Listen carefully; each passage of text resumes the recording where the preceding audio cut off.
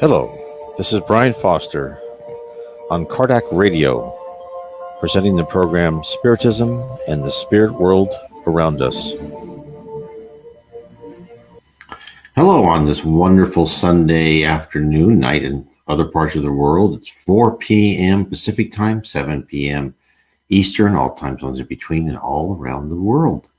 Tonight, we are going to be talking about, again, on our main book, Spirit in the Spirit Universe, Book 2 of Spiritism, the Spirit World Revealed to an Anglican Vicar. We are talking, our subsection tonight is we're still talking about knowledge of the universes, and it's a very exciting time tonight. We are going to be talking about the origin of the species, how we and the animals are really copies of life in the spirit world. We are not that unusual. There are animals and humans similar, not perfectly the same, but similar to us all around the universe. And that is because we are copies. The physical universe, we are copied from life forms that are created in the spirit universe. So let's get into it. Life on Earth is extremely diverse, so much so that we are still discovering new life, even in the most hostile environments. Deep in the ocean, in pools of boiling sulfur water, places where once we would have never expected life to occur. Many put this down to the quasi-infinite variability caused by natural selection. Life has a way of modifying itself to multiple environments. According to Spiritism, this is partially true. Oh, there's Rosalind. Hello, Rosalind. Only that many transformations were given a push or directed by the spirit realm is missing from Darwin's theory. But if the spirit world guided the creation of many forms of life, where did their model come from? Where did they derive their inspiration? Was everything just thought up and each planet had completely new life forms, designed, custom made for its atmosphere, gravity, potential life conditions? On Earth, we know that very few ideas are sprung from a completely blank slate. There was always something before, always a preceding object or thought which was modified to create a new branch. Most of what we now see, hear, and use on a daily basis was derived from an earlier precedent, right? First a horse, then the buggy, next a car, later a self-driving car. Where did life on Earth get its inspiration from? What model was used to create us? The answers to these questions are supplied by Sabadell. He is a spirit who lives on the 10th level of heaven. He came with a group of spirits to reveal fundamental facts about the real universe we reside in. But first, before I start telling more about what Sabadell told us, again, all this comes from Spiritism, right? Spiritism was codified to us and given to us by Allan Kardec in the 1850s. And in fact, this book was first published in 1857. And believe me, this is one of the first books people should read. If you go to my blog at www.nwspiritism.com, you will see a picture of Allan Kardec, and you can click on him and you can see all of his books on the EDI CEI bookstore. Now, what I'm talking about tonight, though, I'm deriving from the books by the Reverend G. Val Owen. In fact, the Spirit Sabadell is one of the League of Spirits, the many spirits who sent a stream of communications to the Reverend G. Val Owen from November 3rd, 1913 to January 8th, 1914. And they're all published in the book Life Beyond the Veil. And what I've done is I've taken his book and I've compiled the messages and I have categorized them into different things. Like now we're talking about knowledge of the universe and spirits and the spirit universe. And you can, again, go to my website, nwspiritism.com. On the right-hand side, there's a picture of all my books. You just click on that and you can get it in Kindle or in paperback form.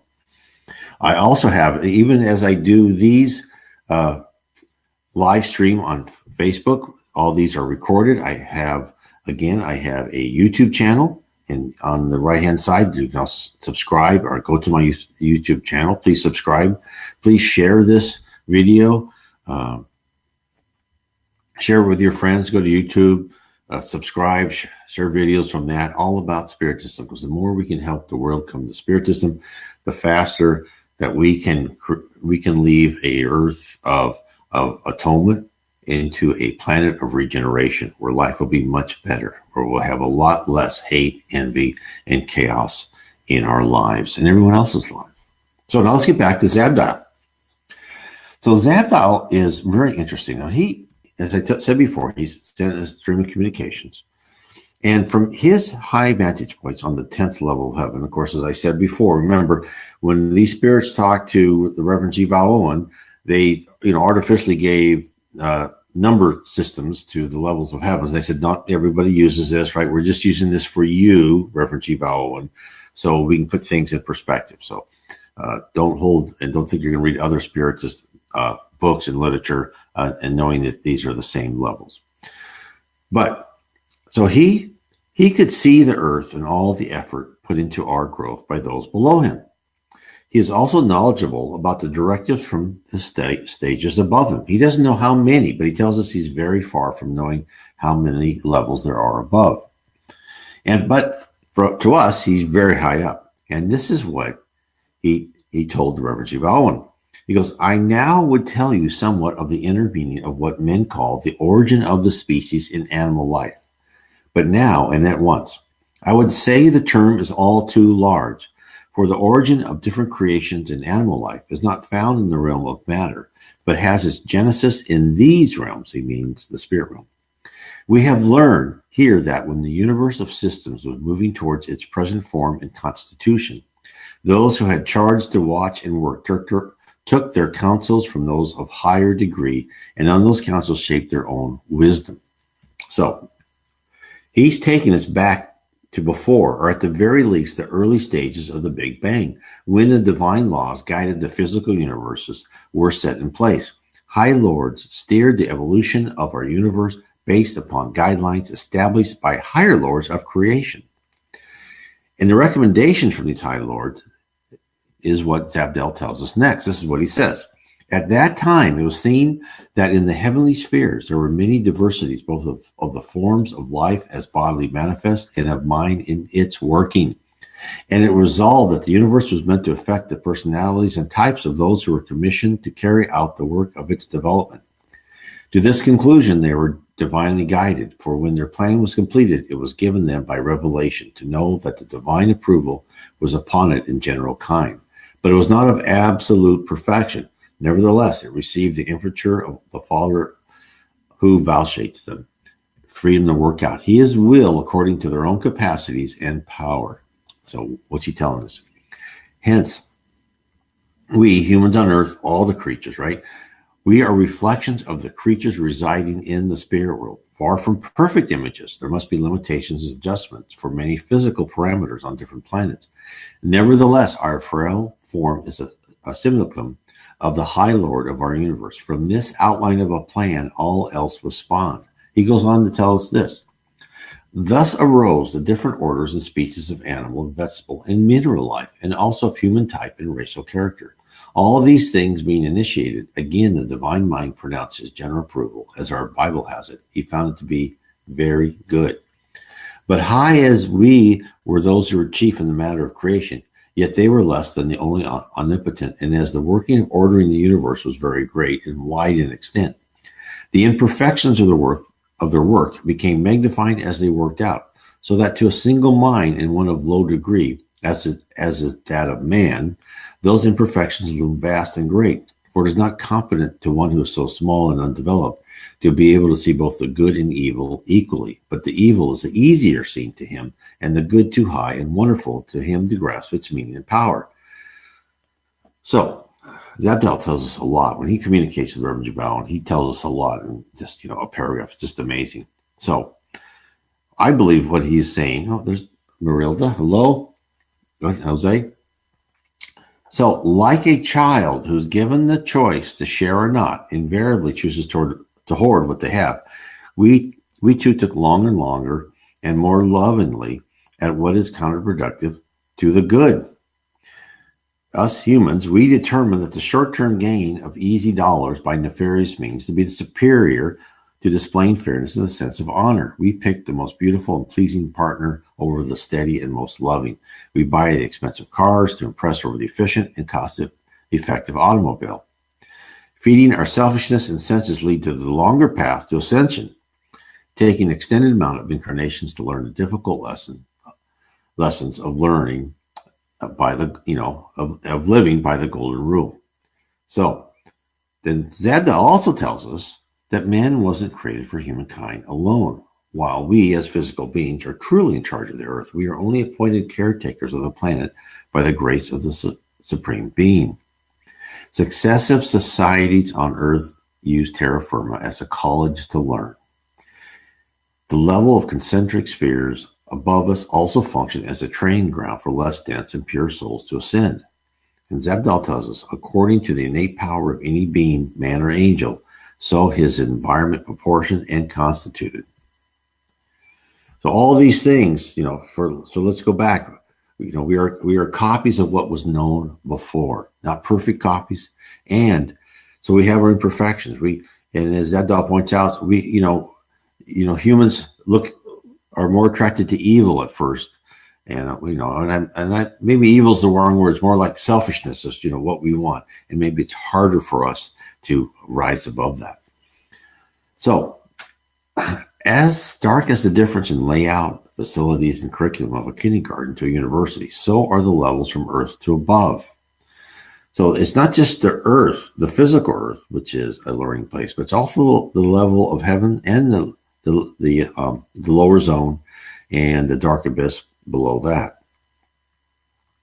So if we look at the ranges of classes, laboratories, and workload to a kindergartner, they will stare with a complete lack of comprehension of what is ahead of them. But allow that child to slowly work up the ladder from grade to grade, then advancement seems natural. So it is with spiritual ascension. The harder you work, the more successful you will be. Zabdal tells us our attainment is our choice, that God has presented the path. It is up for us to take the first and subsequent steps. This is what he told us. He said, let men remember this and keep it in mind, and then they will the better appreciate the dower of free will given to them, a gift which no one of all the heavenly hierarchy may take from him. And they would not if they might, for in doing so, the material world would be deteriorated in quality and the less capable of enabling them in their own advancement. And he goes on to say, now I fear that some who read what I've written will say that hereby man becomes merely the tool of those of higher grade, to do with him what they will for their own advantage. Not so, and for the reason I've just stated, that he is and ever must remain a free-willed being.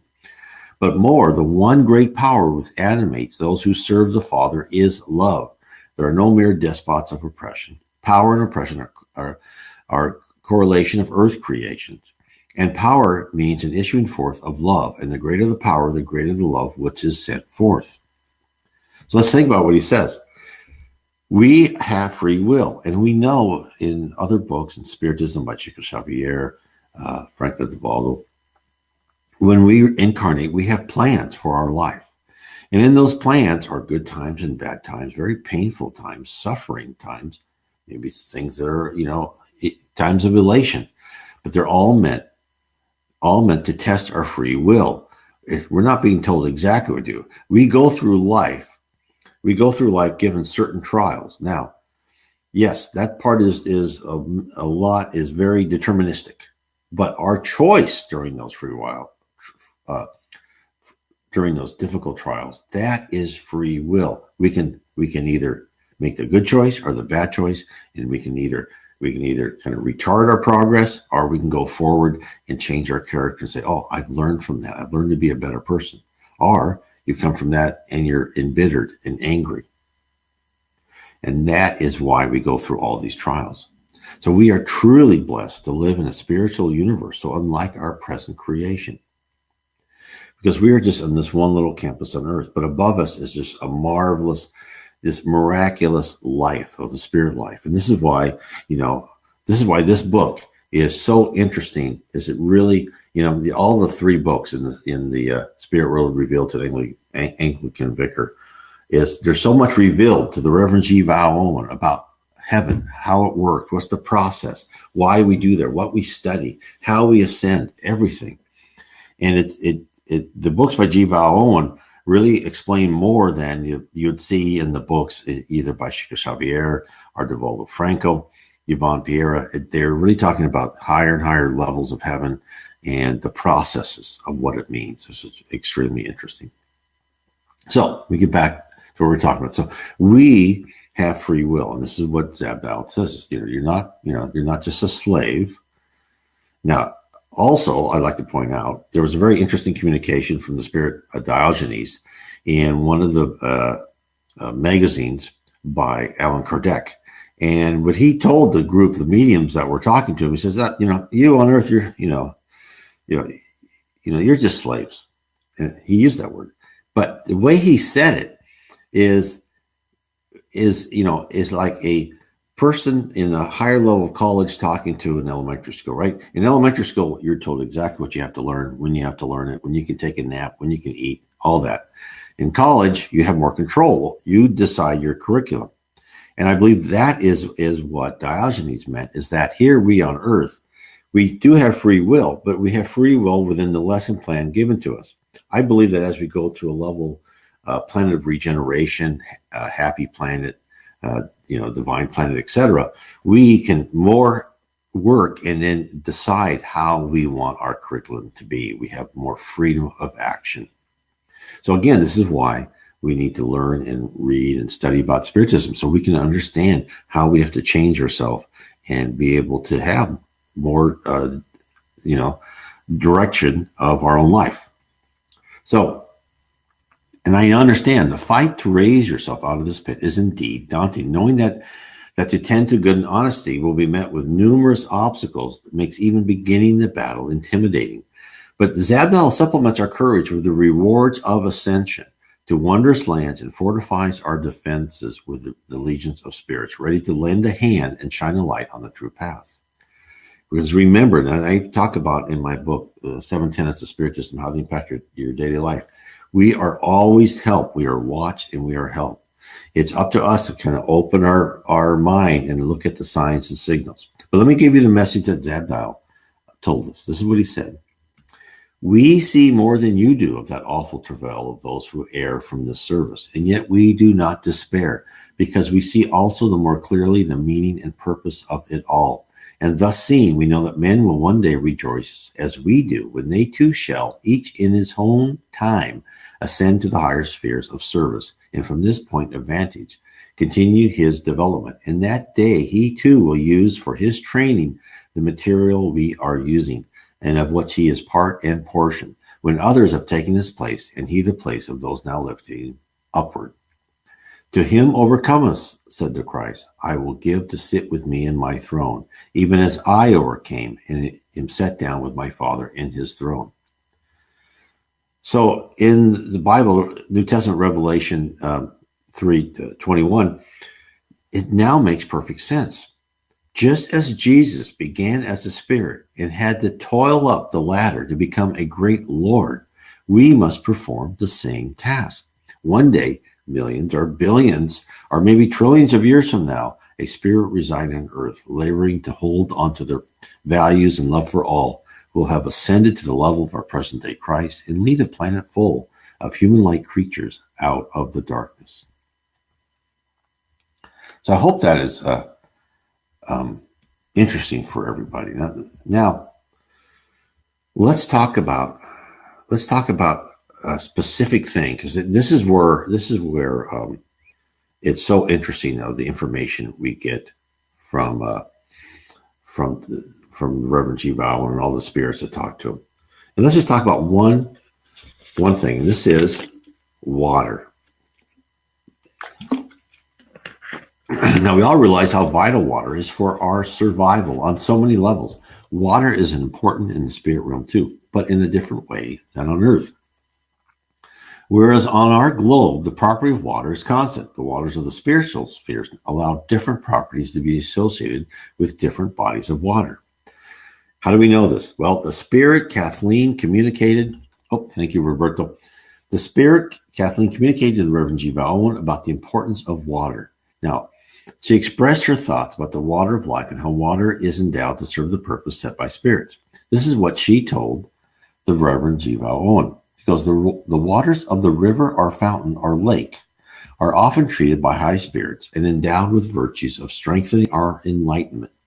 Sometimes people bathe in them and gather bodily strength from the life vibration, which have been set up in the water by the exercise of some group of angel ministers. I know of a fountain situated on the top of a high tower, which sends forth a series of musical chords of deep harmony when it is set to play. This is used instead of bells to call people of the surrounding lands together when some ceremony is forward. Moreover, its spray disperses itself over a wide radius and is seen to fall around the gardens and homes spread out over the plain in the form of flakes of lights of different colors. Imagine how beautiful that would be. She goes on. These flakes are so constituted as to bring to those on whom or around they fall a sense of comradeship and communal love, which makes the recipient the more eager to be away to the gathering. Also, by this process is born through the district a sense of time and place of the meeting, and often, too, the knowledge of some angel visitor who is to address the assembly or to transact some business as deputy of the Lord of his sphere.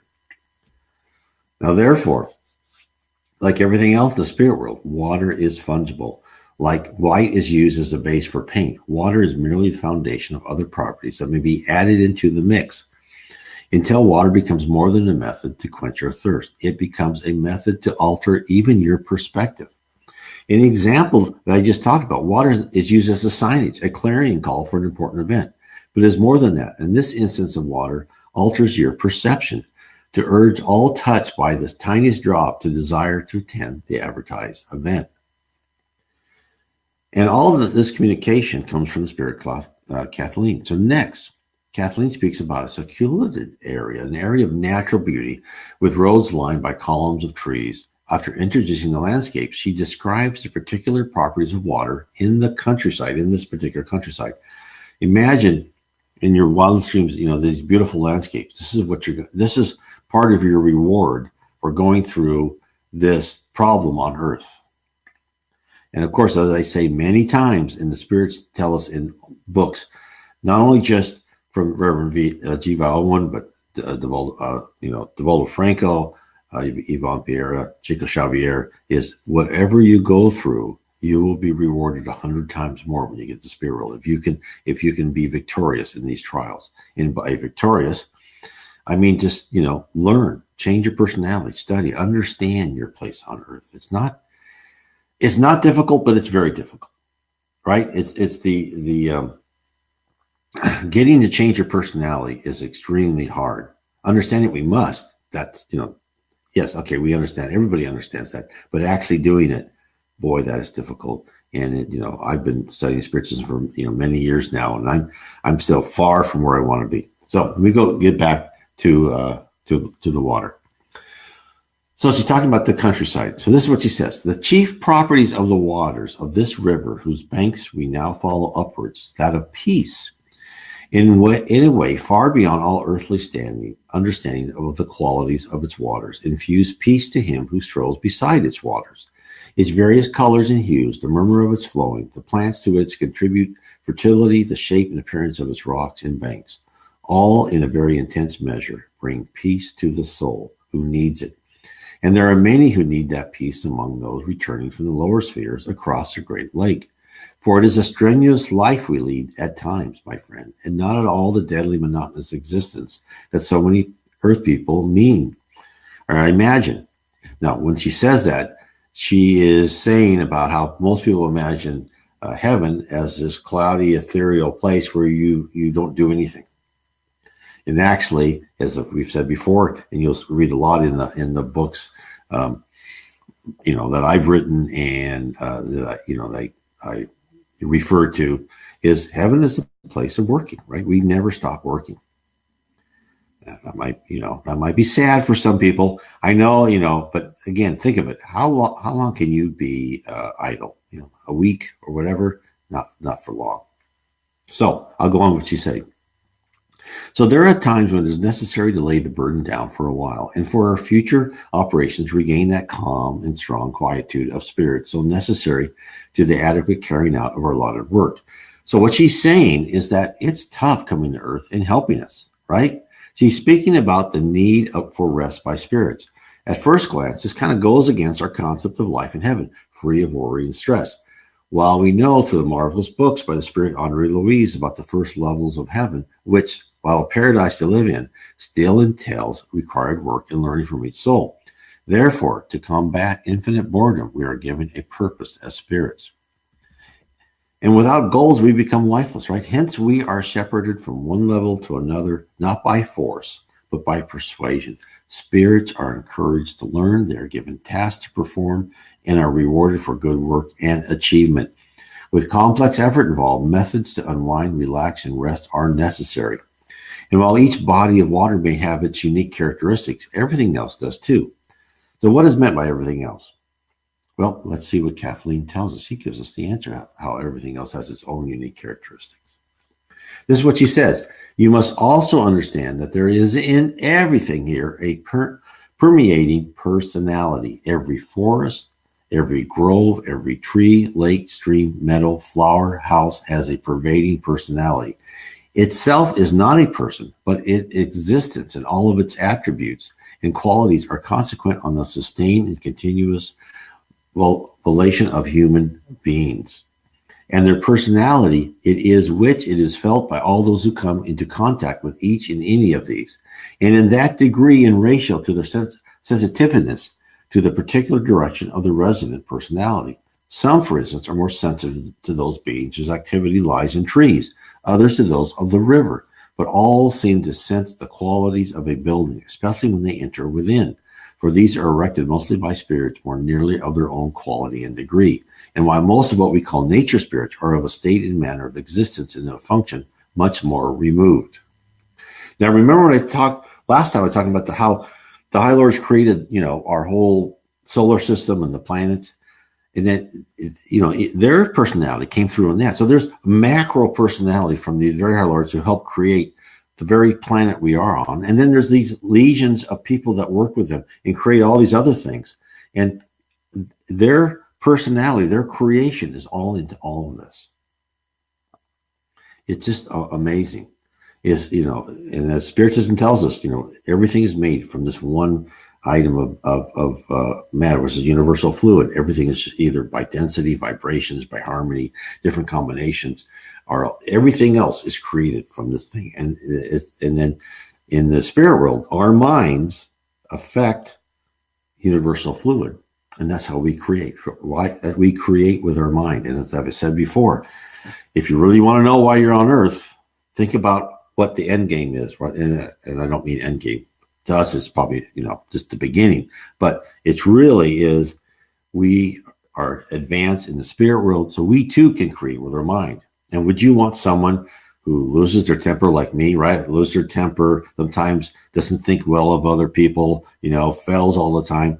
You wouldn't like someone like me to have this enormous power with their mind, right? You'd want that person to be trained, right? Just like a pilot, you'd want that person to be trained in simulators with everything that could go wrong. Well, guess what?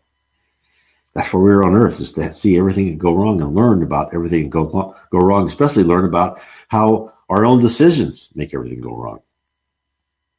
So everything is alive and everything has a purpose in the spirit realm. It's the same on Earth, only we just don't notice it.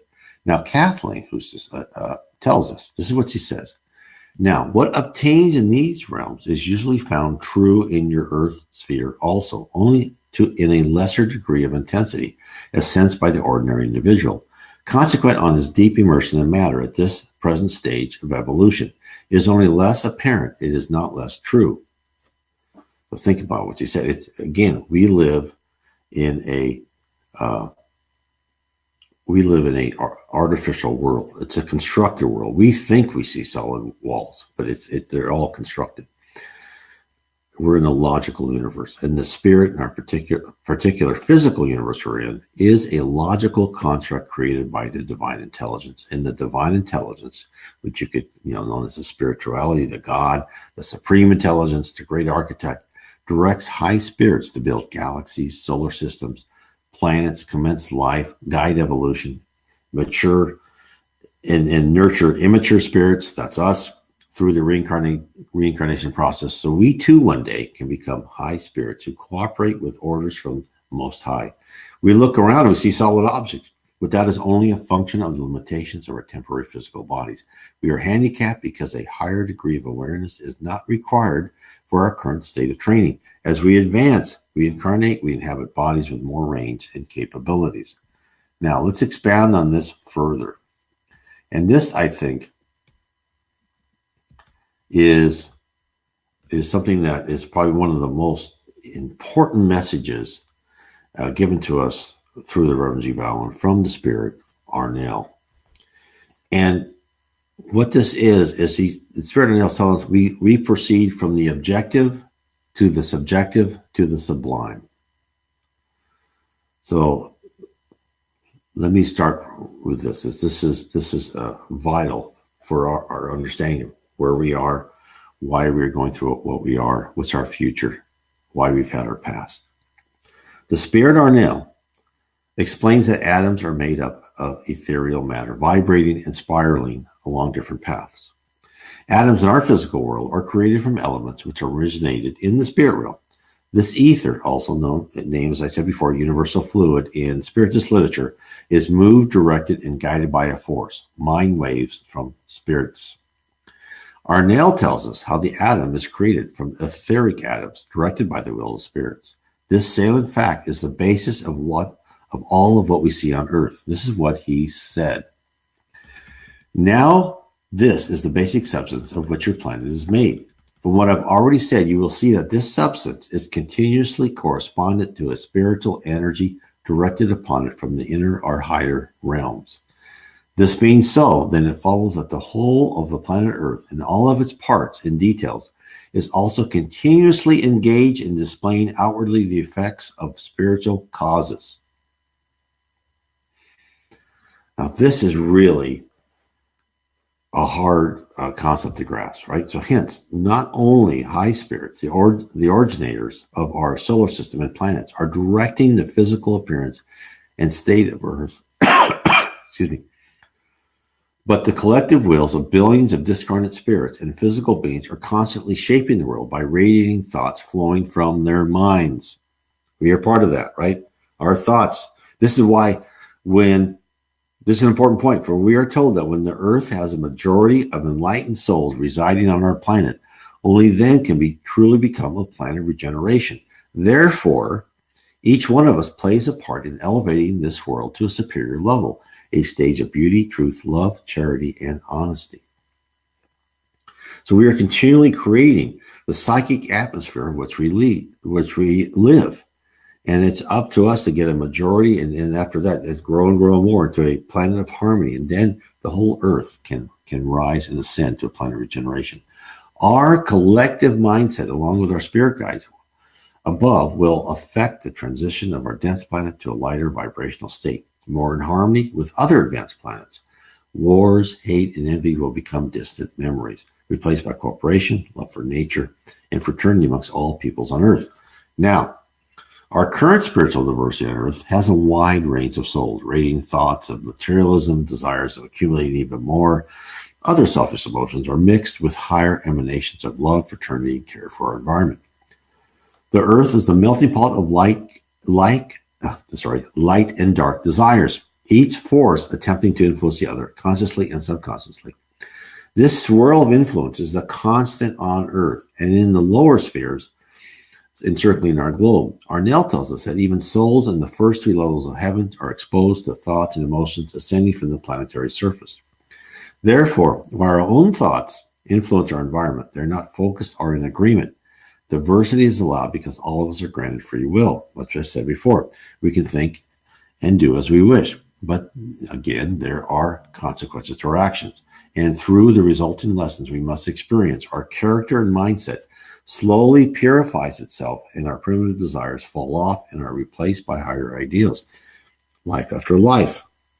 But in the meantime, while the trinity of emotions swirl around us, we really don't live in the world of our making, but in a world made for us. We live in an objective world, meaning that it is what it is. We can't say, oh, I want to take this wall and open it up. I want to change this rose into a daisy. I want to change this table into a chair. We are not allowed that power. That's why we live in the objective world. We live that because we are limited. We are limited like a kindergartner or a first grader is limited in what choices they can do when they're in school, right? They don't have much range of action. They think they have. They're just cute little clueless people, right? Like us. We too, according to the spirit world, I believe, we're probably cute little clueless people also. So Arnell explains to the Jiva one that at the center is God, and God is the fountainhead of all free will. Everything spreads out from him to all the lesser creatures, who again comply with giving free will to souls under their command. Each successive layer of spirits outward from God's core creates their own environment and by the exercise of their own choice. Those closest to God have the most range of free will, and hence they themselves create their own kingdom along the lines of their desires, while those further out also may create their own environment, but they are influenced by the creation of spirits superior to them. So hence, Arnell states that the environment of the higher beings are subjective, meaning conforming to their own frame of reference and wishes, while the amount of variation decreases as one descends down the ladder, where on the levels surrounding Earth, the subjective becomes, as I said before, why we're here, the objective. The environment appears more fixed, less dynamic, due to the weak and conflicting influences of the spirit, incarnate and discarnate, upon the surroundings. So Arnell continues with this message. So before I say that, though, is that the very, very high spirits, I'm not sure, but, Christ and above, right? They create. They they can create their own environment. They are that powerful. And so they live in a subjective environment. It is of their creation. We are all influenced by that. So we live more and more in objective. Even as we rise in levels of heaven, it's not totally objective, right? Until we get at a very high level. Even then, you're influenced by God. So Arnell comes with this message. In Earth, the environment is objective very greatly. As you rise in the spheres near and near to the central energy, whom we call God, the environment becomes more sublimated in substance. It is therefore the more easily molded into conformity with the wills of those who inhabit. So I say their environment becomes more and more subjective the higher we go. This is another way of saying these high beings, because they absorb more of the environment into themselves, become ipso facto the more universal. They compass within themselves more content of space or being, or what other counter you will use to reckon them in their several degrees of power. So the Creator sums up and includes with himself the whole of space or being, and so becomes universally subjective. He is his own environment. Considered from the innermost outward, this is omnipresence, and it is versely, it is unity. So what is he telling us? And this is so important. He says that therefore, the further one travels in distance from the source of all, the central energy, the more objective, the more fixed is the environment. Arnell finishes his description. On the planet Earth, it is frankly material. In the region next to order above Earth, it is less material, more ethereal. Then it is ethereal, and then it is spiritual, and then it is spiritual but more sublimate. So Arnell's laid out what is in store for us in our quest to become a pure spirit. We exist in our school of Earth, taking classes life after life. We bounce back between material to ethereal as we incarnate. We die, we emerge in the spirit world, incarnate again for countless years. And when we are immature spirits, we live in the spirit world, still tied to the material ideas we had while in the physical life. Although the conditions are different, our thought patterns are locked into earthly ways. We do not understand the range of freedom we actually have. We are imprisoned into what we know and expect. This is where, when people say, you'll see a lot of spiritual people say, well, heaven's your own construct. When you die, you create your own world. And there's truth to that. There's truth to that, because your mind can form the matter. But what they forget is this influence, is since we live in this world of thought, and that the universal law of affinity is we all come and we gather for like to like, is that we are influenced by other thoughts. So really we don't radically change what's already there, because we're already in conformity with other people around us who think kind of the way we think. So Arnell reinforces this lack of comprehension of a person coming to the spirit realm. This is what he says. He says, But nearer the Earth, the environment does seem to those who have lately come over much material, right? Like in the lower zone or the first level of heavens, because they have not yet learned fully the great change which has come upon them as to their subjective state. This new state answers to their new environment so naturally that until the day they begin to do things, they do not realize how responsive over that of Earth is the basic substance of the sphere in which they be newly come. They do find it then, and often with shock, like a child in fire. So eventually, as we mature, we comprehend that in the spirit realm, our thoughts have power. Once we humbly accept the light, we are trained how to exercise that power. We start reaching a spiritual plateau. And as we grow and learn, we rise to levels unimaginable to us while we were sitting in our classes on Earth. We begin to experience sublimity. We become closer to God. We can use our love to create worlds of our desire. We live where we wish to live in an environment of our choosing, although still limited by the parameters set by God's and by spirits superior to us. So it's, in essence, your life is as you make it, but within boundaries. There are many people who believe that afterlife is all up to us, right? As I said before. But again, we are all bound by the other thoughts around us. And upon death, we neither have the knowledge or skill to fully create an entire new world. And our minds aren't developed or focused enough to filter out the pre-existing ideas which surround us. So hence, unbeknownst to us, we tend to journey where we are the most comfortable with the ideals in which we identify. We conform to the environment when we become in the spirit world at first, right? Because we don't understand. We don't realize by changing our outlook, we'll either change the environment or rise to a new level, where a majority of people believe and act like we do. That's the law of affinity. And you read this many times in books by Chico Xavier and others, especially by Jiva Owen, is as you become a more person that is drawn to the light and you internalize the changes within you. It's not like you travel to a new land, but it's actually the land around you is transformed and you're just there. So we live in this dense database universe, right? And you're just now into a different state. And then you go to where that other state is, and to you. And, of course, the spirits that talk to us, right? They use these physical representation of concentric rings around the earth to be different levels of heaven.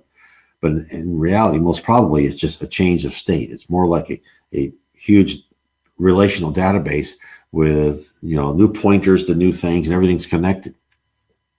But for many of us, getting that idea of the concentric circles of where you can go is very helpful. So therefore, prepare yourself to travel in the afterlife now, right? Think the thoughts that will allow you to be with people you wish to live amongst. Then you can live in part of the heaven you so desire. And from there, start to climb to wholly create your own paradise. So, why is the spirit world telling us all this? Why are they delving into the workings of the universe, right? This whole part in this book, Spirits in the Spirit Universe. Why are they giving us knowledge of this, right? And then also, there's a lot of information too that supports everything I just did from Reverend G. Bowen. If you read, it's not so much in the Spirits book, but it's in the other book, and I don't have it with me to show you, Genesis by Allan Kardec. You'd be surprised. When you first read it, it's like, I don't know. But then as you get into it, it's just amazing. It backs up the whole idea of the Big Bang Theory, a string theory, etc. It's just amazing. So let me get back to we were talking about. Why are we being told this? So a medium sent my message to my wife one day. It was a suggestion for an intention to be used when she uses her rosary as a method for meditation. And embedded in the intention is the phrase, awaken my mind to the true nature of reality. And the medium told us her spirit mentor specifically gave that to my wife to use. Let me say that again. Awaken my mind to the true nature of reality. So we are being told by the spirit world that you better think about your reality, right? Your reality is not the reality, right? What is the true nature of reality? And this is what's so interesting. So, thus, the answer is to awaken our minds to the true nature of reality. Once we understand the basis of all nature, all natural laws, and all rules of the universe, our eyes are open to a different level of understanding. And as we change our mind, right, we are actually changing things within us and around us. Very slight, because we're still in this physical body, right? But that whole useful, practice will give us a lot when we go to the spirit realm. It helps our eyes are open to a different level of understanding. We see everything in a different light, a different context. We can begin to see the supreme divinity pervasive in all points of the compass: sea, land, air, stars, solar system, galaxies, and universes. Understanding the infusion of will, of God's will, of a high spirit's will, and the will of our Christ, all in concert to create our little corner of one of the universes, to prepare us to infuse vital concepts so we may attain the next level. Like a child learning to multiply before they're able to tackle algebra, we must learn that all of what we see as matter, as natural laws, as laws of physics, are actually rules put into place by powerful entities. Rules, processes, and procedures which exist to enable us to be shepherded ever onward. As we attain new heights, we shall be able to formulate new axioms of life instead of entirely responding to what other wills have put in place. We too shall start spirals of evolution, which take on the path of a self-improving loop, not a straightward upward trajectory, but a winding road which sometimes curves back on itself, but in reality sets the stage for an even stronger next transformation.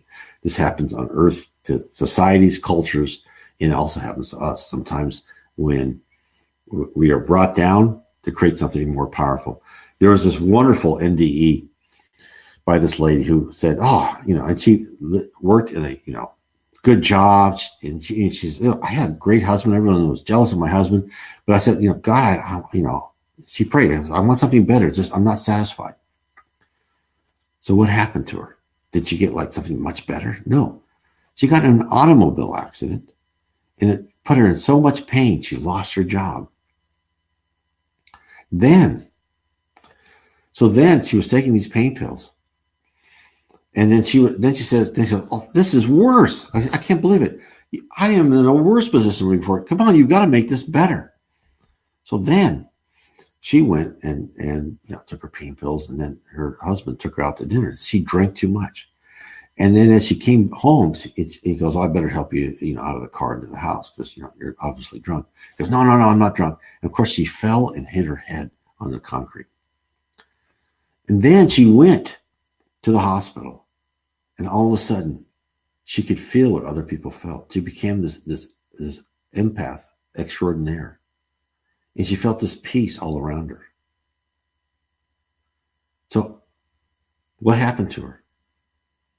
It's a spiral. Like just as like Rome was destroyed to make it ready for the rest of civilization, she was brought down to this horrible level, pain and just, anger. But she had that, and she was able then to grow to the next level. So this is why comprehending the movement of the universe allows us to see our own life and our planet's history from a new perspective. It changes the paradigm that history and progress must ever be onward and causes us to realize the importance of what we have heretofore thought as detours, as avoidable human tragedies, but which in our reality, periods of healthy regrowth after surgical pruning. Asteroids hitting the Earth, ice ages, massive volcanic destruction, wars, conquest, and the dark ages of humanity are all part of the spiral of evolution, each step planned to strengthen. One day, as we sit upon a seat of great responsibility, commanding overwhelming forces, we may think of the perspective of the lives of the people down on the planet we are shaping. We may hearken back to when we too were on the planet of atonement and the swirls of history made little sense to us. At that moment, we shall have sympathy for the souls who had to travel through a hardening process, unaware that each step in our plan for them involved propelling them to greater height and well-being.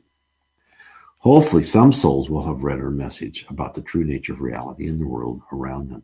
They will understand the trials and tribulations are sent for our benefit, so that someday we also be ready for great power. Power awaits us as a gift from God, high lords, and us. So I want to thank everyone for tonight. It was our time together. It was wonderful. And I just want to, again, please remember, YouTube channel, go to my site, nwspiritism.com. You'll see on the right-hand side, it says click here, go to the YouTube channel, subscribe if you want to see. I'm doing other little YouTube channels. I just did one the other day. It's the reason for reincarnation.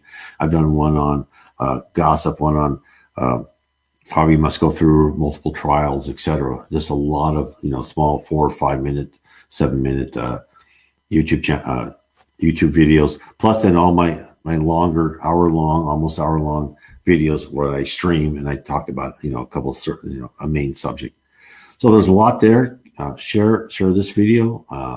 Tell your friends about us. Tell your friends about Kardec Radio. Again, Kardec Radio.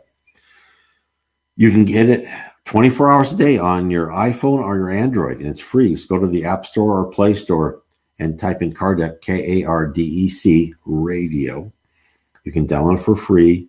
It's always on. There's somebody talking something about spiritism. If I wake up at night and I can't get back to sleep, or during the day and I'm just want to think about something, I turn on Kardec Radio and I listen to it. There's always really interesting programs on it. So again, I hope this helps. And if you have any questions, please contact me. I've had quite a few people, send me emails and call me, and anything I can ever do to help people, I would be happy to. So I want to again say thanks, everyone. God bless everybody for our wonderful meeting today. And I would like to thank everyone for listening to our program on Kardec Radio, and to point you in the direction to find more information about the spirit world around us. You can visit my blog at www.nwspiritism.com. Again, that is www.nw as in Northwest Spiritism.com. And if you are ever in the Northwest, I certainly would welcome to have you come to our meeting on Bainbridge Island near Seattle in the state of Washington. Many blessings to all of you, and please continue to explore Spiritism and the spirit world around us.